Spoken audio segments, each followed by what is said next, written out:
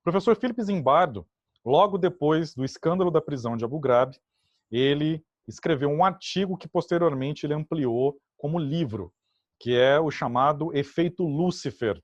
Olha o subtítulo desse livro, pessoal. Compreendendo como pessoas boas se tornam más.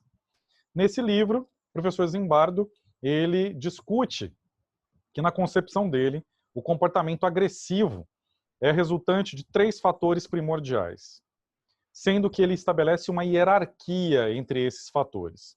Segundo ele, existe uma predisposição, que são aspectos de personalidade, são aspectos de temperamento, são aquelas questões biológicas que eu comentei na manhã de hoje com vocês.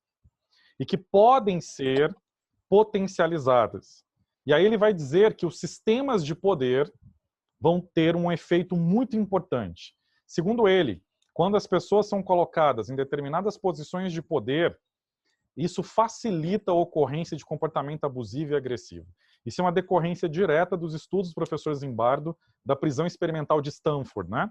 Em que nos anos 70, vocês, sem dúvida nenhuma, em alguma disciplina da graduação, devem ter ouvido falar desse trabalho, em que o professor Zimbardo, ele pegou um grupo de estudantes universitários, aplicou testes psicológicos para descartar aqueles que apresentassem alguma tendência à psicopatia ou algum transtorno mental.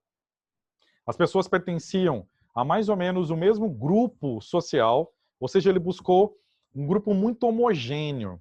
Ao contrário dos filmes baseados, né, nesse experimento, que são, de modo geral, muito pouco fiéis ao que aconteceu, não havia pessoas de diferentes classes sociais ou de diferentes características. O professor Zimbardo buscou pessoas com características, inclusive étnicas, muito parecidas, extrato socioeconômico parecido, nível educacional parecido, não é? Justamente para demonstrar o efeito do sistema de poder. E aí, aleatoriamente, através de sorteio, ele separou um grupo de estudantes para serem os guardas da prisão e outro grupo de estudantes para serem os prisioneiros. E aí, no dia seguinte, começou o experimento, né? Ele transformou o porão da Faculdade de Psicologia da Universidade de Stanford em uma prisão, realmente. Adaptou grades, um monte de coisas.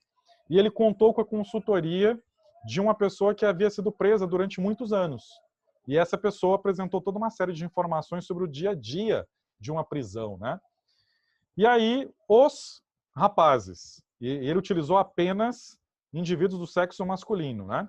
Os rapazes que foram designados como prisioneiros foram realmente presos, né? Então, eles estavam na casa deles e tal. Aí o professor Zimbardo pediu o apoio do xerife do condado, e o xerife do condado gentilmente apoiou, né, a pesquisa e foi até a casa de cada um dos estudantes e os prendeu, entre aspas, né? Então eles foram conduzidos até o porão da faculdade, já transformado em prisão. Lá eles foram despidos, tiveram que usar um camisolão e, como eles não poderiam raspar os cabelos, evidentemente, né? Seria algo considerado muito agressivo, cada um dos rapazes teve de usar uma meia, né? Uma meia calça cortada na cabeça para simular ter raspado o cabelo. Então, aquela ideia da despersonalização, aquela ideia de padronização, de tirar a individualidade do sujeito. Enquanto isso, os rapazes que foram designados como guardas receberam uniforme e um conjunto de regras. Uma regra primordial é proibido que os guardas agridam fisicamente os presos. Isso era proibido. E, por outro lado, a regra dos prisioneiros era obedecer aos guardas. Meus caros, o experimento era para durar um mês.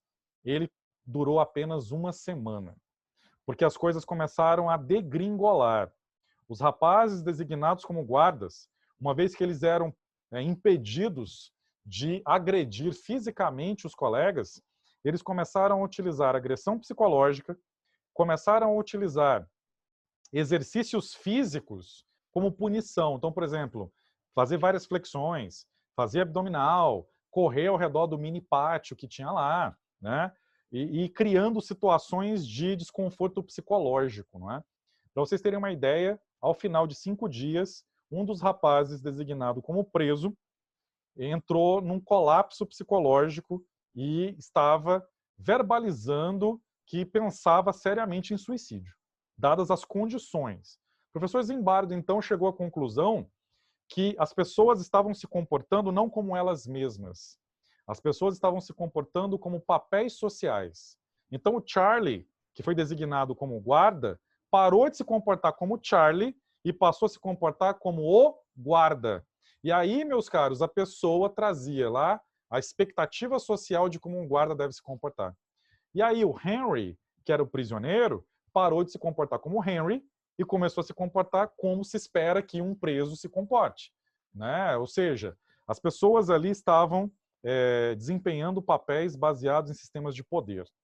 Essa é a perspectiva que o professor Zimbardo traz, né? E aí, segundo ele, o fator preponderante para o comportamento agressivo é a situação. Então, se você tem a disposição, junto com um sistema de poder já operando, se a pessoa tiver a situação favorável, e a situação inclui, inclusive, a utilização de substâncias psicoativas para desinibição do comportamento, né? Para quebrar aquelas inibições do controle de impulsos, aí a pessoa vai realizar comportamento abusivo e vai realizar comportamento agressivo.